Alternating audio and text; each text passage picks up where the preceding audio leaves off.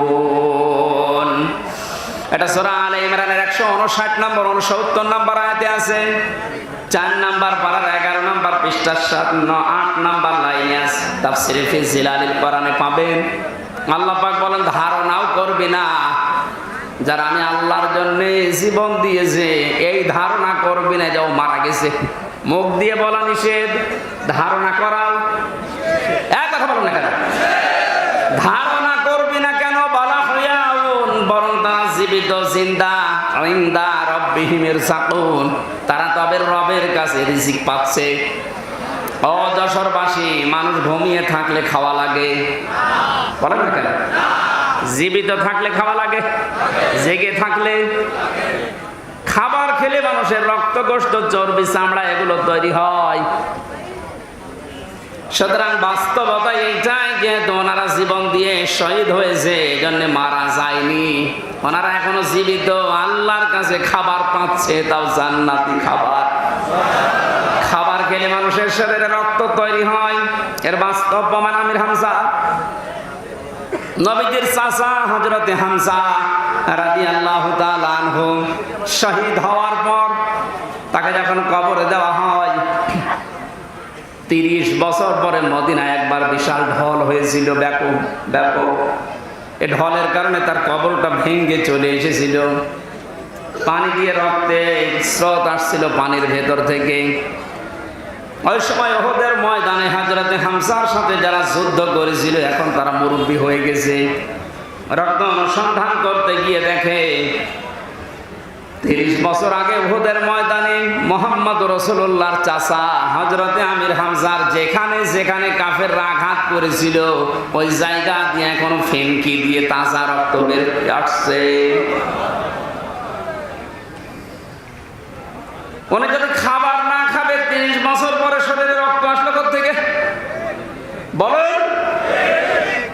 30টা বছর কবরে আছে, এরপরও ফিনকি দিয়ে রক্ত বের হচ্ছে ওই জায়গাগুলো দিয়ে। তার মানে আল্লাহর কোরআনের আয়াত 100 ভাগ সত্য, যেমন জীবিত এবং শহীদরা আল্লাহর কাছে আল্লাহ নিজে তাদেরকে খাওয়ান। এই জন্য যারা একথা বলছেন, আজ মানুষের ভিতরে বিভ্রান্তি ছড়াচ্ছেন, অবশ্যই আপনি কিছু না কিছু মনে হয় খেয়েছেন। ইহুদি খ্রিস্টান দাদা বাবুদের কাছ থেকে কিছু হয় খেয়েছেন, নাই গাঁজা খেয়েছেন। তাও যেমন তেমন গাঁজা না, মিয়াদ উত্তীর্ণ গাঁজা। তাছাড়া এই কথাকে বলতে পারে ও কিসের আলেম হয়েছে আমি তো বুঝি না।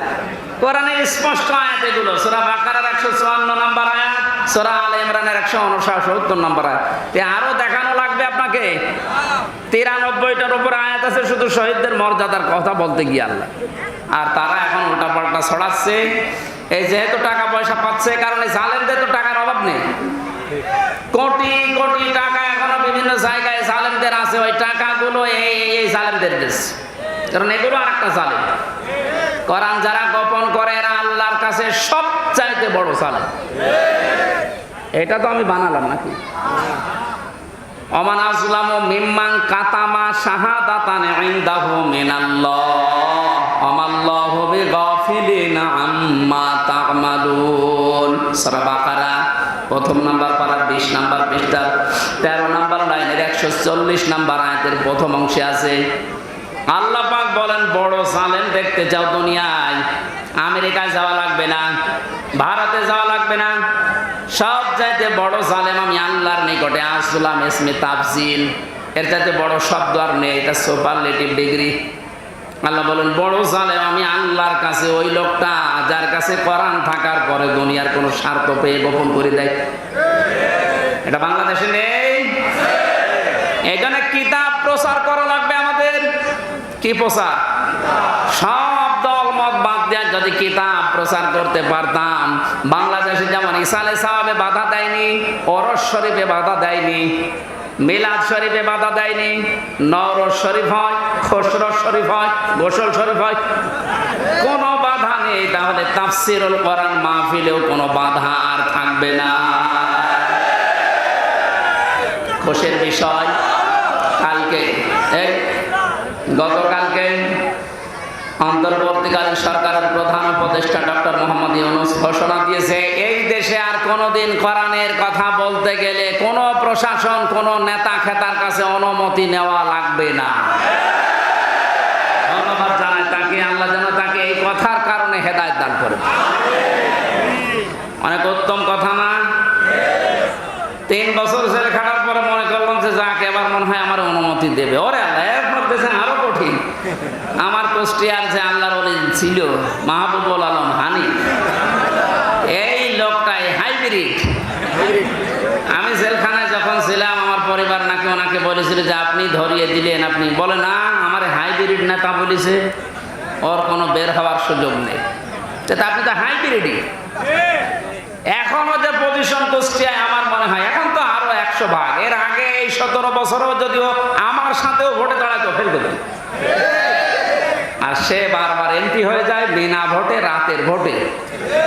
আর এই লোকটা এই খুলনা বিভাগের কমিশনার যিনি ছিল, তারে ঘোষণা দিয়ে জানিয়েছে যে উনি যেন এই 10টা জেলায় কথা বলতে না পারে কোরআনের কথা। এটা জালেম না? জালেমের বাড়ি ঘর ভেঙে মানুষ ইট পর্যন্ত খুঁজে দিয়ে চলে গিয়েছে। কয়েকদিন আগে দেখতে গিয়েছিলাম, মানুষ বলছে নমরুদের বাড়ি কি দেখবে, ওর বাড়ি আর নেই। আমার মনে হয় এই সমস্ত নমরুদ মার্কা ছাড়া এই 17 বছর কোরআনের অনুষ্ঠানে এসে সরাসরি আলেমদের গায়ে হাত দিয়েছে, মাইক কেড়ে নিয়েছে। দেখেননি, এগুলো পৃথিবীর বড় জালেম। এই জালেমদের বাড়িগুলো এখন আবু সেহেলের বাড়ির মতো পায়খানা বানানো দরকার। বিশেষ করে আমার কুষ্টিয়া, এরা 2 ভাই, আতা পাতা আর হানি। আরো আছে শয়তান, আমি নাম নিলাম না। এইগুলোর বাড়ি এখন দেখে দেখে অনেকে বলছে, হ্যাঁ দাবি তোলে যে এগুলো আমরা আবু জেহেলের বাড়ির মতো সরকারি পায়খানা বানাবো। জায়গাগুলো অভিশপ্ত। ওর বাড়ির আশপাশে যারা, তারাও এখন বরদোয়া করছে যে কি করতে জালেমের বাড়ির পাশে বাড়ি বানালাম। যশোরবাসী, কোরআনের যে মেসেজটা দেওয়ার জন্য পর্যন্ত আসলাম, তাহলে কোরআন আজকে থেকে প্রচার করা লাগবে, দল মত নির্বিশেষে, এটা দায়িত্ব মনে করে।